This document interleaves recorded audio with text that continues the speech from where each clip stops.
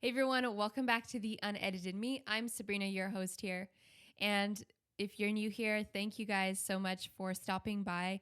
This podcast is all about creating authentic conversations and going deeper into real conversations, the type of conversations that touch at heartstrings, that pull at things that we may not want to necessarily talk about all the time, but I'm trying to create a really vulnerable space where we all can talk about the things that matter to our hearts, to our souls, so that we can grow and that we can just align to who we truly are and to the people around us. So if you're new, thank you guys for stopping here and welcome to the podcast. Today we're talking about how I totaled my car. This is a crazy situation. It was not expected, obviously. You never expect to get into a car accident. And my husband and I had to have a lot of trust in Jesus to provide. And honestly, this past 2 months has been really, really crazy. It's been a whirlwind of emotions, of new things. We haven't had lived without a car.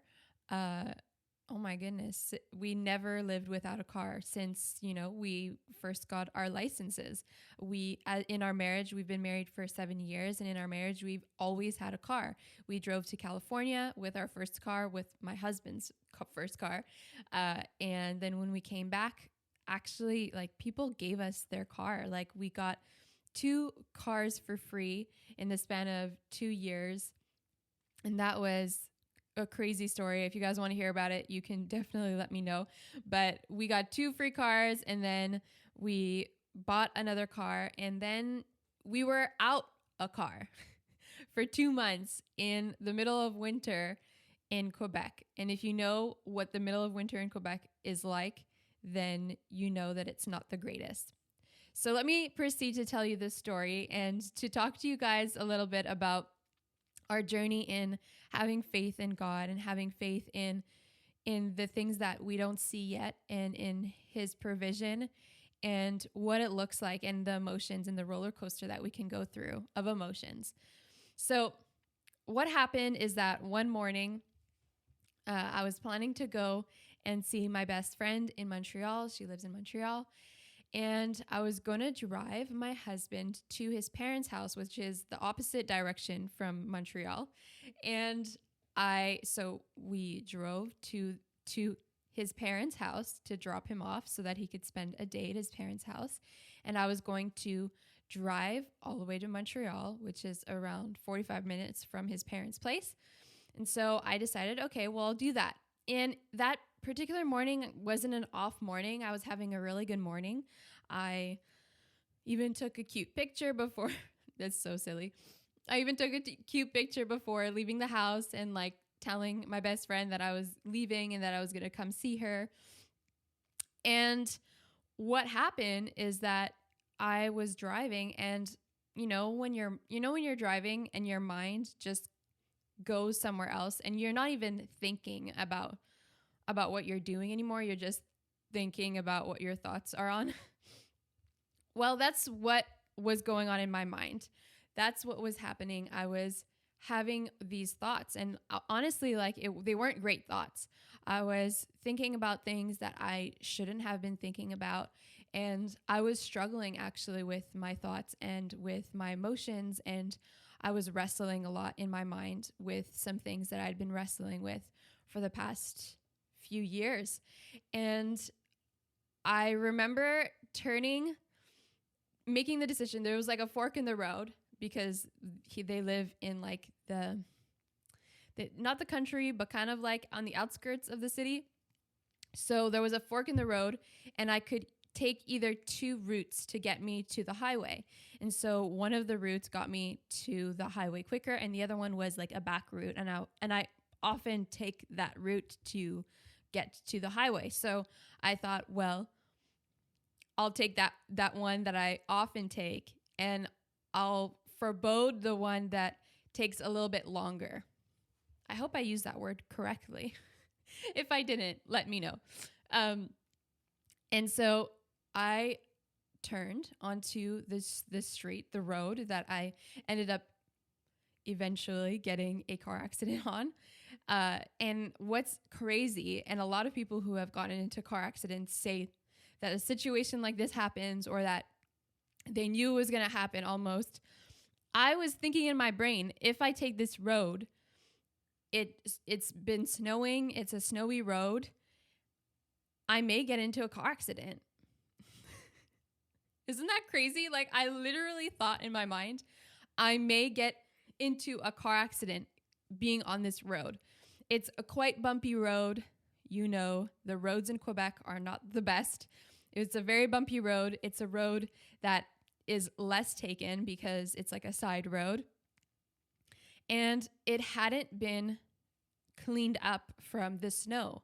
And so there was like a pile of snow that was on the road. It wasn't necessarily inherently dangerous, but anyways, this is what I'm trying to paint a picture. This is kind of what the scenery was like. So I think that, and then I'm like, nah, you're fine. You're going to be okay. And then my mind wanders off again into these thoughts that I had been having for a while. And I was just thinking, actually, in my thoughts, thinking, I should stop thinking about this. This is something that you struggle with, and you need to stop thinking about these things and be powerful and choose to take the thoughts and put them somewhere else and say, no, I say no to these thoughts. And I was like trying to have this internal dialogue, that super spiritual moment. And then I start slipping on black ice. And so I started slipping on black ice. And if you've ever slipped on black ice, you know that it's really hard to recover or try to regain control.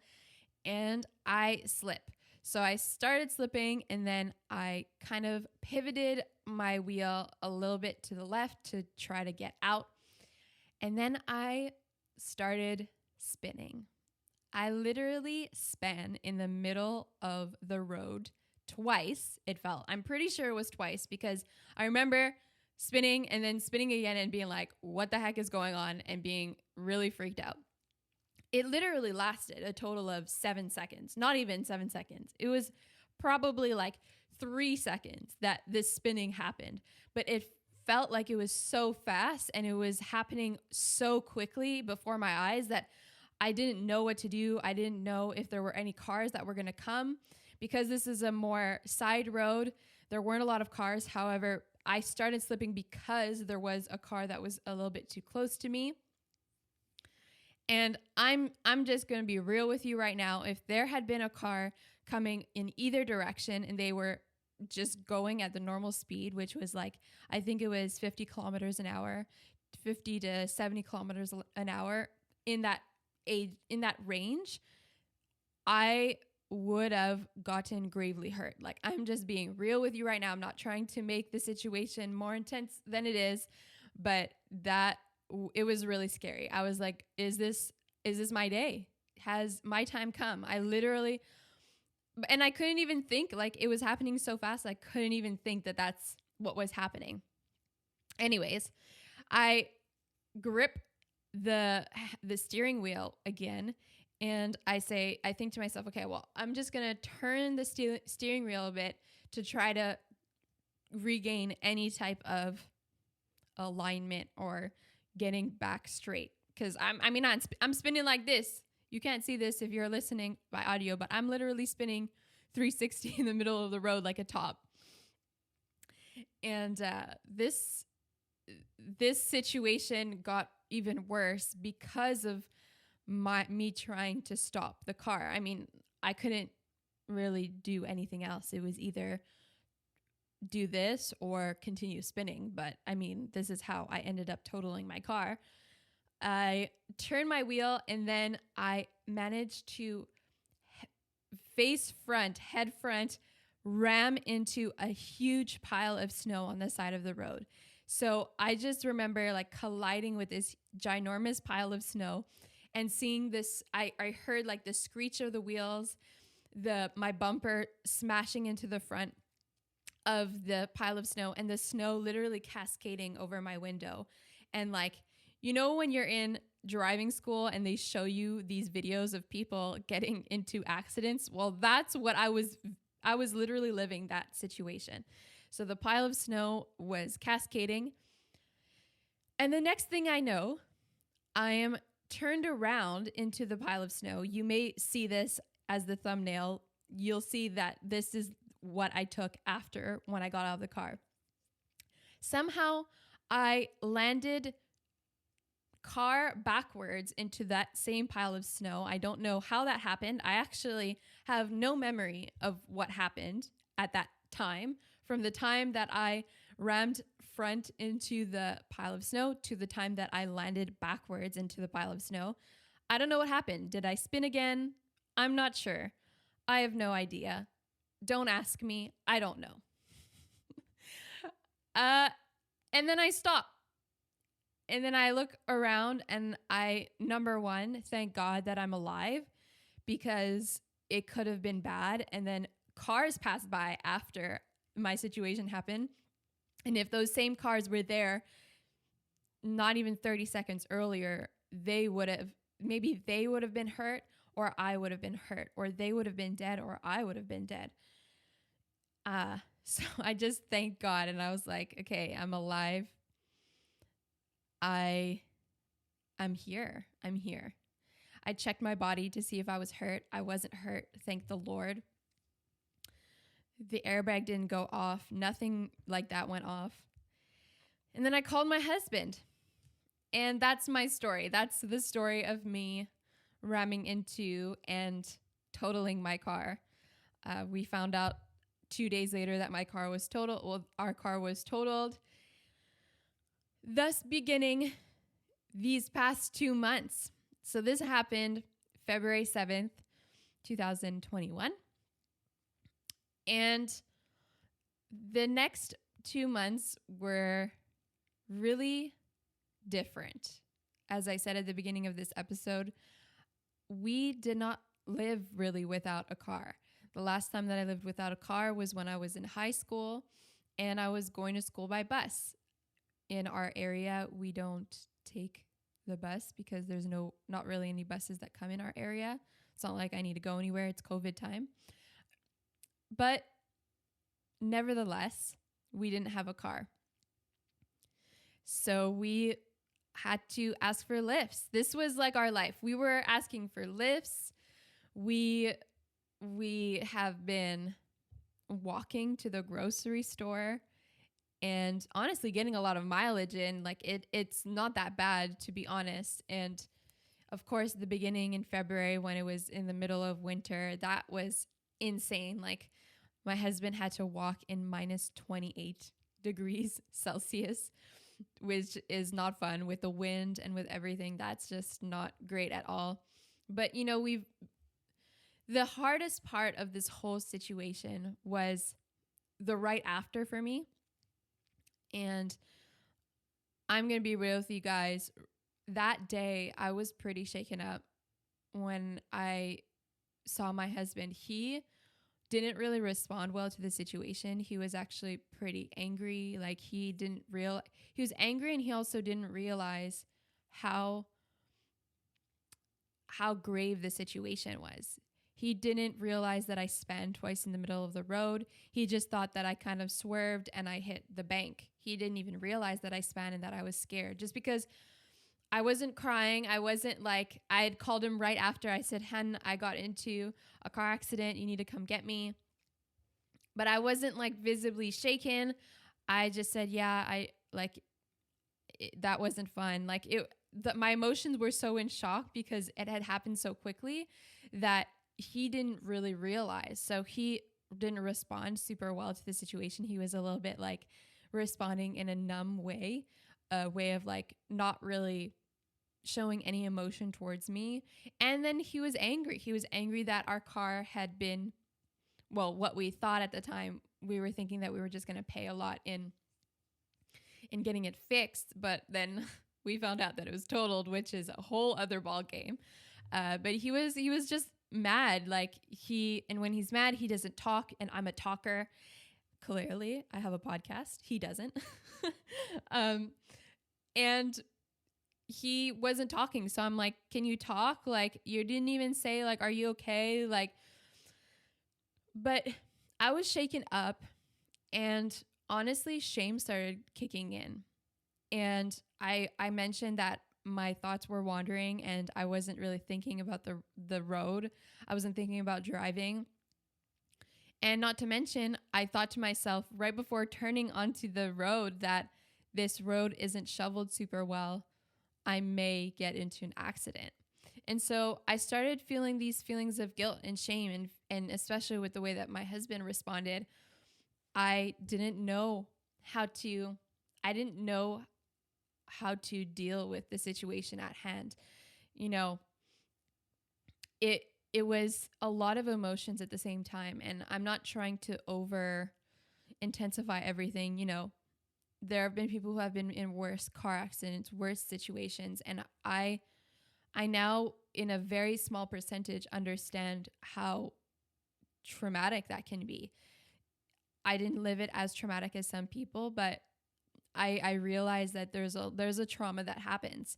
And so I remember just feeling this weightiness on my head, on my heart, and just feeling like, oh, like I did something wrong. It's my fault. I wasn't even thinking about things that were good. I was thinking about shitty things. I was thinking about things that keep me feeling weighed down. And I wasn't even feeling free. I wasn't feeling love. I wasn't feeling peace. I wasn't feeling joy. I was right before it happened, I was feeling sad. I was feeling frustrated. And that kind of took me into a little spiral that day of just allowing shame into my heart, into my head, and allowing it to play with me. And that was my responsibility to say no to the shame, and to say no to that, those thoughts and those questions of that were very self-centered questions, rather than just saying, God, I realize my errors, I'm sorry, and then moving on. I let it play with my head. And that was really hard. I then, because, I'm just so thankful for therapy. Because I've gone through therapy, I've been learning how to deal with my emotions better. And I was able to open up to my husband the day of, which is super new for me. That doesn't really happen a lot, or that didn't happen a lot before this past year, 2020. And I was able to open up to my husband and tell him how I was feeling and the emotions that I was feeling. And I just was able to let go of those emotions. And it really taught me that in the midst of those situations, of the hard situations, of the situations that make you feel afraid, the situations that make you feel like you're powerless, I was literally out of control in that situation. And if you know me, you know that I tend to like to control things. And I think that it has to do with a lot of things in my life. I think that I have certain predispositions towards wanting to control things, but I also think that control has been a way for me to cope. And when I couldn't control that situation, my initial reaction was to allow shame to creep in. And that happens to a lot of us. And I think that when that alarm went off, when I started to recognize, oh, I wasn't in control and I'm allowing shame to spiral me. Thank you, Brene Brown, for talking about this in your book. I was able to say, no, I'm talking to somebody that is important in my life. Obviously, my husband, he's the first person I should always go to. And I broke that and I talked to him. That was the first thing that was something that I had to walk over in this situation. And it wasn't easy, but because of therapy, because of allowing myself to learn and being teachable, I made a better decision. Now let's talk about the last 2 months. We've been going around everywhere without a car, asking my mom for lifts, asking my mom for lifts. We didn't really ask anybody else. And literally staying home, like home all the time. Quarantine was bad enough. At least we had a car to go on drives sometimes. But we were at home all the time. Even on weekends. On weekends, we couldn't go for a drive. And if it was ugly out, if it was raining, if it was snowing, we were inside all the time. And let me tell you, after a while, I just couldn't bear it anymore. I was just done. I was like, nope, I can't deal with this. I can't. Like, I am somebody who loves to be around people. And honestly, with COVID, not even seeing people, that was hard. Not to mention not having a car. Oh my goodness. That was just the limit for me, to be really honest with you. When Oliver and I just got married, we went to school together and we got in debt for going to school together. And then we paid off $17,000 of debt in the first 4 years of our marriage. And then when we were done paying our debt, we started a business, and then we had another $10,000 of debt. And so at the beginning of this year, we were finished paying the debt and we wanted to start saving because we were ready to start saving for our future, start saving for a house perhaps, start saving for different things. Whether, we also wanted to put in some money for our RSPs, do adult things that we couldn't do before. And then this situation happened, and that hit us like a ton of bricks, because with COVID and everything that happened, our finances were doing a little bit better because Oliver could go back to work, but we knew that we had to pay taxes, and the taxes we knew were going to be more expensive this year. So not to mention we lost our car. We started to save finally. And then we knew also at the same time, we started figuring out that our taxes would be quite expensive. So the three things that culminated in us starting to freak out the past 2 months was the fact that we just started realizing we don't have enough money to do all of these things that we need to do, pay our taxes. Do we buy a car now? Like, what do we do about our car situation? And then we also wanted to save because, our future is important for us. So we had been really faced with this feeling of disparity of, oh my goodness, we're at the brink. Like, we don't know what the heck to do now. We don't know what our next step is. We don't know how the heck anything is going to happen in the next 2 months. How are we going to pay the taxes? How are we going to buy a car? How are we going to start saving? We had no idea. Now, let me just do a little, as we say in French, parenthèse, which is going on a bunny trail. We will get back to what I was just talking about. But I wanted to tell you guys about something that we actually remembered when we found out that our car was totaled. So our car was totaled, and this was the day that, or a few days after we found out that our car was totaled, we remembered that one of our friends who is a prophet, that's just like a very crazy name, just to say that he hears God's voice and he hears what God is saying to people about the future. And so it's nothing weird. It's a lot like if you were to go to a psychic, except we believe that we're hearing directly from God rather than spirits. And so we remembered that our friend talked to us a year ago, and he said, Sabrina and Oliver. It sounds so intense. It sounds like I'm saying like a super intense Sabrina and Oliver. No, it wasn't like that. He just said, yo, what's up, guys? Which is very much how our friend talks to us. And he said, I really believe that God is telling me right now that you are going to get a car in March. And he told us that in the beginning of February in 2020. And I was like, okay, like we're going to get a car. Like we have this crappy old car. I would really love to have a newer car. It would be really great.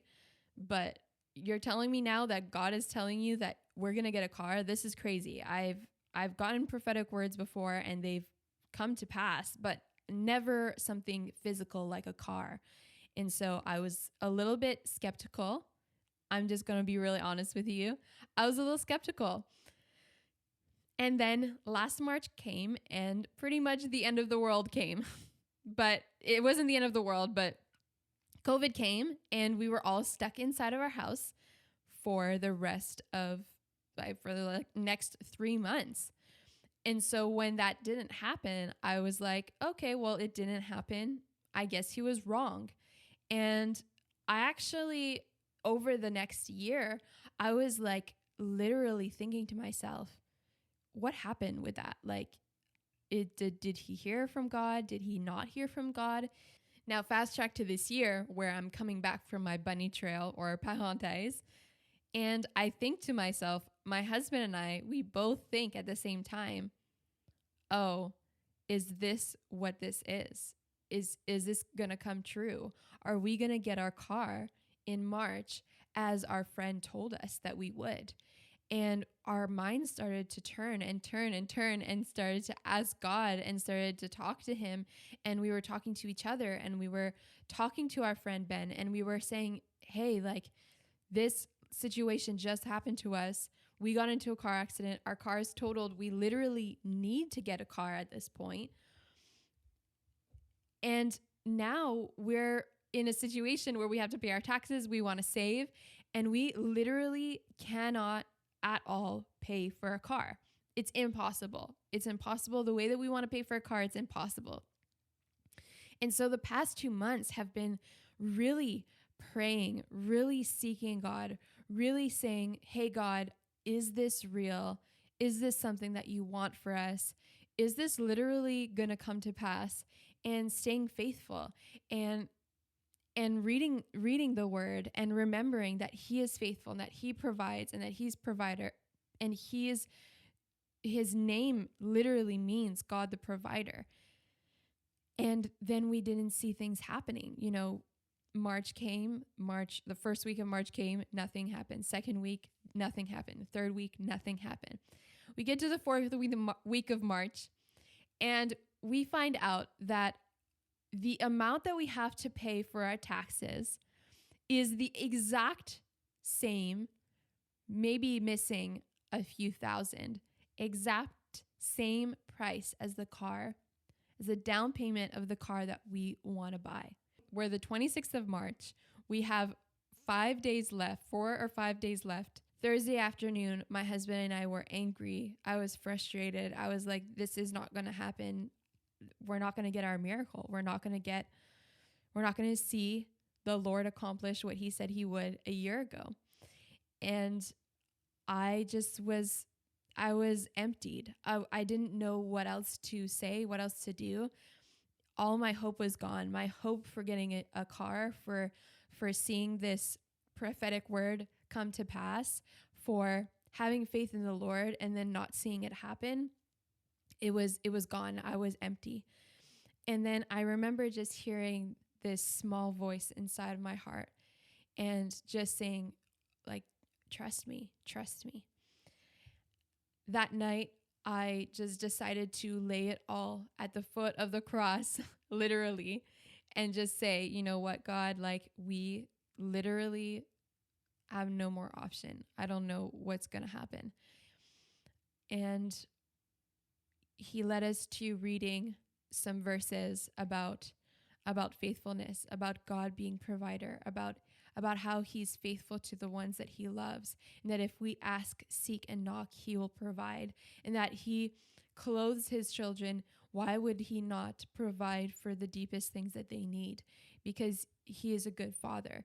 And we read these verses over and over and over until we just were filled again. And we were able to say, okay, God, we will trust you, but you're running out of time, literally.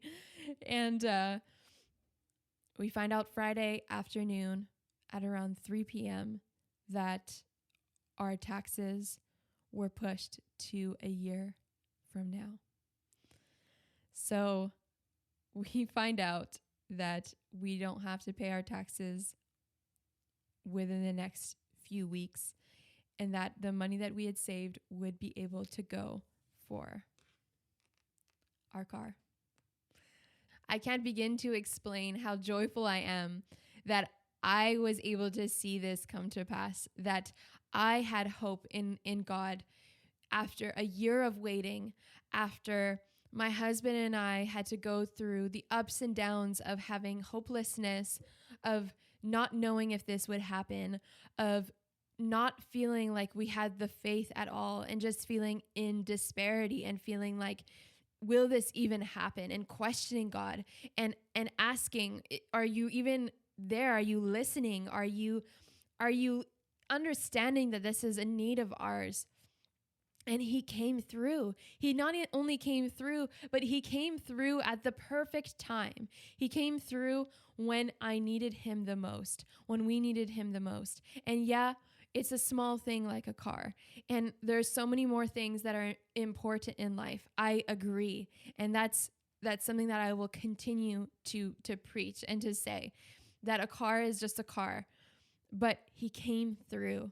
And that's what's important. And I want to tell you today that if you are living disappointment, if you are living hopelessness, if you are in a situation where you need to see God come through and you're at the brink, you don't know if you can take the next step and say, yes, I will have faith, even though you don't seem to be working, you don't seem to be speaking, you don't seem to be doing anything, I will have faith. That's where I ended up. I ended up having faith. That was my last thing. I had faith and he provided. There have been so many other situations in my life where my last area of feeling anything towards God was just feeling angry. And then he did provide, and it was so bittersweet because I felt like I couldn't even trust him for him to provide, and then he did provide. And so it's such a weird feeling when you're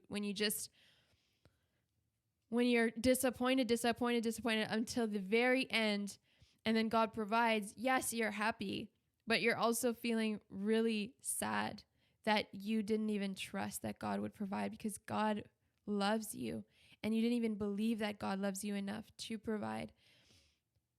But this time I did. And I see the difference and I see the fruit of it in my life. And I want to tell you again that if you're at that point of desperation, you can make that step and say today, God, I will lay aside all of my fears, all of my worries, all of my stress, all of the insecurities, whether it's financial, whether it's about your health, whether it's about your family, your friends. I'm going to lay it down at your feet, and I'm going to trust you, God, to provide. I know you can do it. I did it. And I wish I had somebody who can give me a pep talk like this. I didn't. I had to have that personal conversation with God. And he reminded me that he's faithful because of the times that I didn't have faith in him.